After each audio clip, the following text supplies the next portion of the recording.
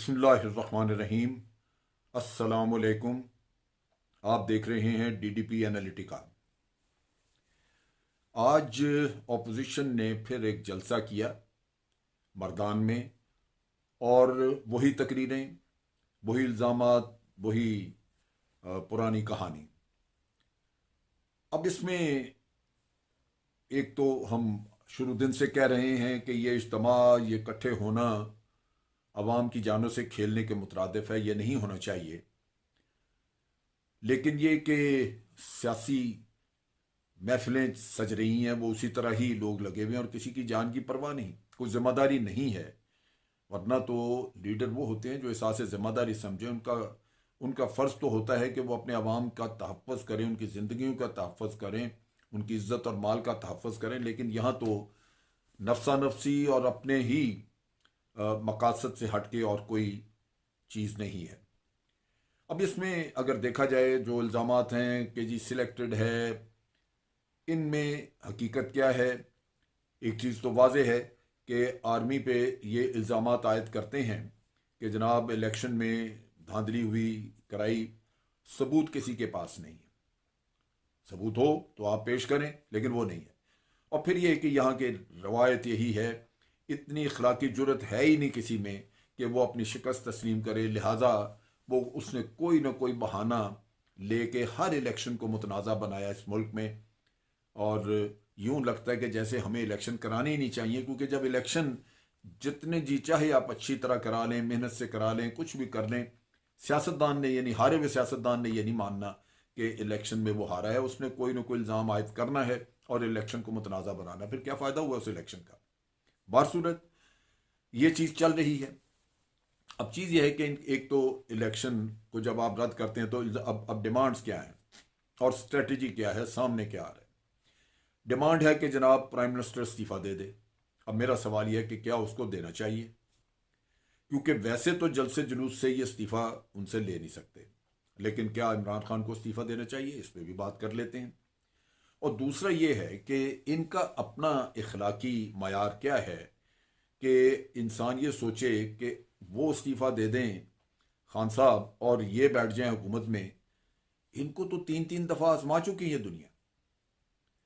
मेरे नुक्ता निगाह के मुताबिक अगर इमरान खान को निकालना तो निकालें, लेकिन इन दो हजरात, ये दो पार्टियां जो बड़ी हैं या तीन जो अभी कूद रहे हैं ज्यादा, इनका भी कोई तुक नहीं बनता हुकूमत में आने का, क्योंकि इन्होंने तो बेहद मायूस किया है। इन्होंने क्या किया? अवाम गरीब होते गए, मुल्क गरीब होता गया। आज मुल्क की इकॉनमी में सिवाय 2 नंबर इकॉनमी के और कुछ नहीं है। वो 2 नंबर इकॉनमी आपकी चले जारी, जिसमें चोरी का पैसा है, वो चले तो मुल्क चलता है। मुल्क में कोई ना कुछ चीज़ें चल रही नजर आती हैं, कारोबार। अगर वो रोक दें तो बाकी अपनी इकॉनमी में तो है ही कुछ नहीं। तो उस लिहाज से इन हजरात ने तमाम वो अदारे, स्टील मिल, पीआईए, जो कभी प्रॉफिट में चला करते थे, उनको तबाह करके इन्होंने हर चीज़ को गारत कर दिया। अब उन्हीं को अगर आप दोबारा लाना चाहते हैं तो वो भी कोई अकल की बात नहीं है। बारसूरत फैसले अवाम करती है, वोट देंगे अवाम, फिर जैसे भी होगा।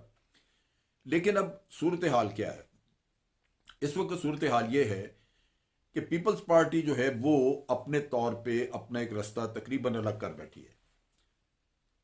नून लीग, मौलाना फजल रहमान वगैरह, ये दूसरी पार्टियां ये अभी फैसला नहीं कर सकी कि इन्होंने आइंदा जो ज़मीनी इलेक्शन आ रहे हैं उसमें बैठना या नहीं।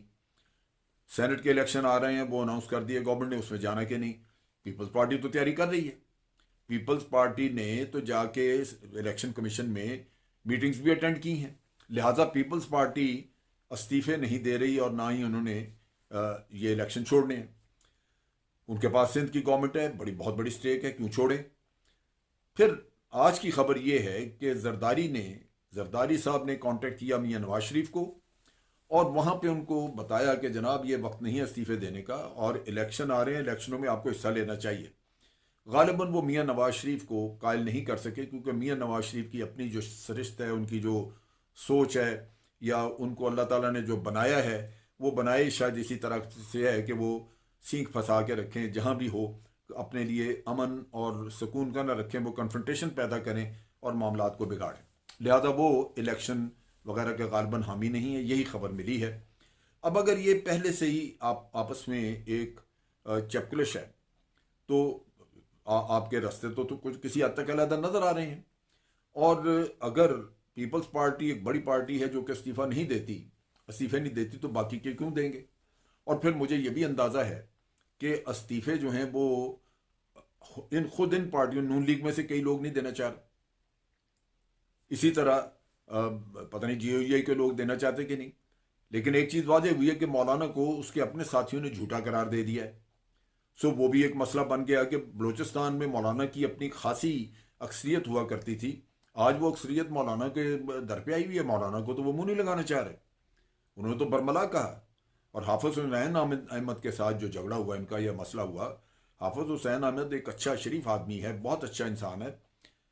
उन्होंने नवाज शरीफ की तकरीर पे एतराज़ किया था। उन्होंने कहा था कि जी आस्तीन का सांप है, ये बाहर बैठ के तो मुल्क की अफवाज और मुल्क के दिफा को कमज़ोर कर रहा है। तो उसकी भी बाद में वजन है। लिहाजा आज JUI जो है वो एक बहुत बड़े धड़े में तकसीम हो गई।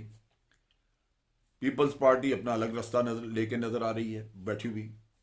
फिर बाकी जो काम है उसमें क्या मसला है? क्यों क्यों आप सोच ही नहीं सकते कि आपको कामयाबी होगी?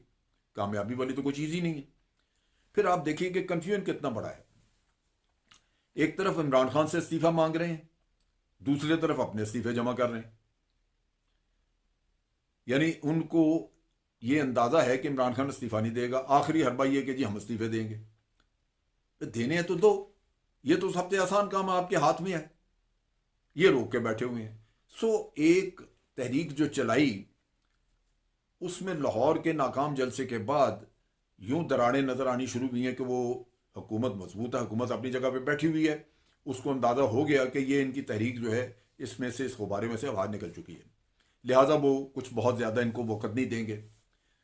अब बात यह है कि क्या इमरान खान को इस्तीफ़ा देना चाहिए? पहली बात तो ये है कि जब आपने इलेक्ट किया और धांधली के इल्ज़ाम लगा के सबूत कोई नहीं दिया, तो अखलाकी तौर पे ये इस्तीफ़ा नहीं देना चाहिए।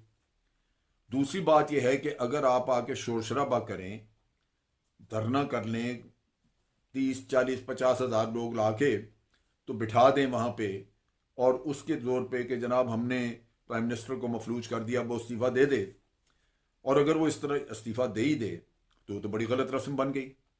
क्या PTI जो है वो अगली दफ़ा अमन से बैठेगी? जिसकी भी हुकूमत आई PTI उसको भी इसी तरह जलील करेगी। तो फिर हमारे यहाँ इलेक्शन की क्या ज़रूरत है? फिर तो यही तमाशा चलता रहेगा कि आप इतनी मेहनत करें, खर्चा लगे, मुल्क का पैसा खर्च हो, इलेक्शन हो जाएं, और इलेक्शन के बाद फिर आप इसी तरह आके शोर मचाएं और हुकूमत निकाल दें। सो ये रस्म भी नहीं डाली जा सकती, ये बड़ी ख़तरनाक है। इस तरह तो कोई भी हुकूमत जो है उसको कोई भी स्टेबिलिटी नहीं रहेगी। फिर एक और जो मसला है, आज हम कहते हैं कि जनाब PTI की गवर्नमेंट जो है उसकी परफॉर्मेंस बहुत अच्छी नहीं। PTI की गवर्नमेंट ने बहुत अच्छे काम भी कई किए हैं, लेकिन बहुत सारे मसले भी हैं। आवाम का ख़ास तौर पे जो मसला है, बेरोज़गारी बड़ी है, आपको रोज़गार के मसले के अलावा महंगाई का मसला। अब इन चीज़ों पे आवाम को तो रिलीफ मिलना चाहिए।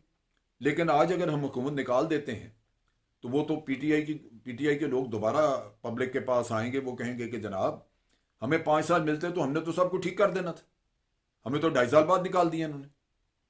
सो उनके पास भी बहाना होगा। दुरुस्त हो सकता है कि 2.5 साल बाकी के मिले तो उसमें वो कुछ करें, ना करें तो बार सूरत उनके पास कोई बहाना नहीं रहेगा।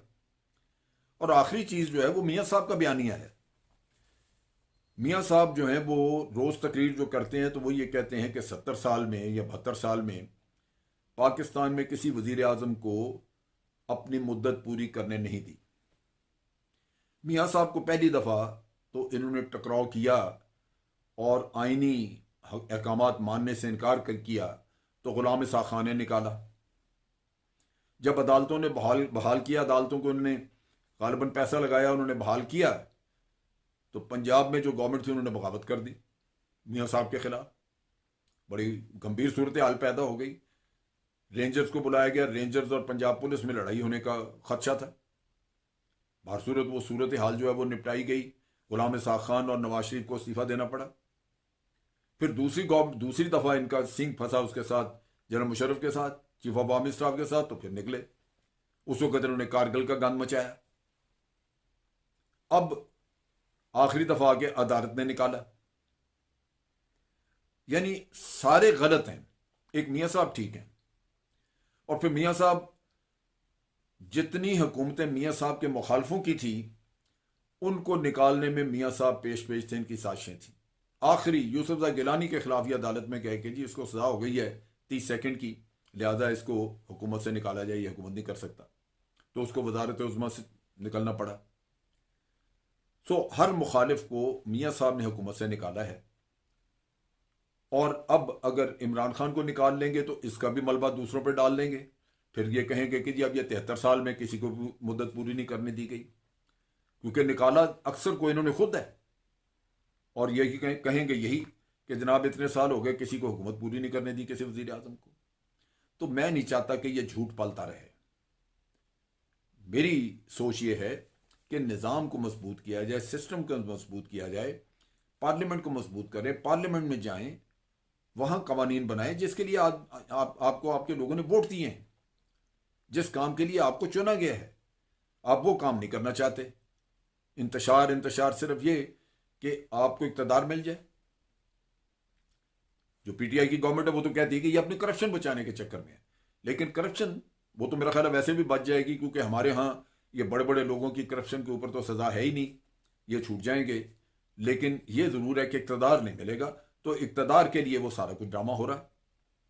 ये मेरा ख्याल है हमें सोचना होगा, हमारे अवाम को सोचना होगा कि क्या इस तरह के हालात इस मुल्क के मुफाद में हैं।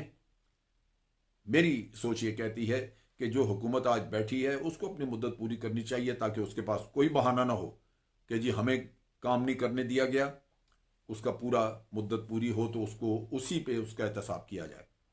और इसी तरह मियाँ साहब को भी ये बहाना नहीं देना चाहिए कि कल को वो फिर शिकायत करें कि जनाब इस मुल्क में किसी वजीर आज़म को मुद्दत पूरी नहीं करने दी गई।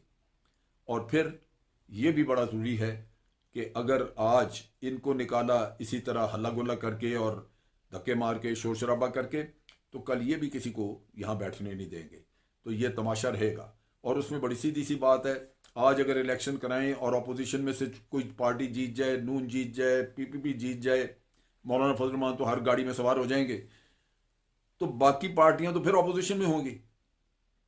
एक दो पार्टियां अगर हुकूमत बना भी लेती हैं, 3 बना लें, तो बाकी फिर अपोजिशन में होंगी। और जब इमरान खान या पीटीआई आके एहतजाज करेगी इलेक्शनों के बारे में कि ये धांधली है, तो वो बाकी फिर उनके साथ खड़ी होंगी, यही तमाशा लेके जो अब चल रहा है। सो इसको बंद होना चाहिए, अवाम को इसके बारे में गौर करना चाहिए, सोचना चाहिए। अगर इलेक्शन हो तो वोट के बारे में बड़ा एहतियात करके सही लोगों को देना चाहिए। और आज जो लोग फतूर डाल रहे हैं उनको समझाना चाहिए कि खुदा के बंदो, ये सिस्टम एक दफ़ा बिगड़ गया तो बिगड़ा ही रहेगा, ना आप आज इनको चैन को बैठने देंगे, न कल आपको ये बैठने देंगे। सो बेहतर ये है कि सिस्टम को चलता रखें। आज के लिए इतना ही। अफवाज पाकिस्तान जिंदाबाद, पाकिस्तान पाइंदाबाद।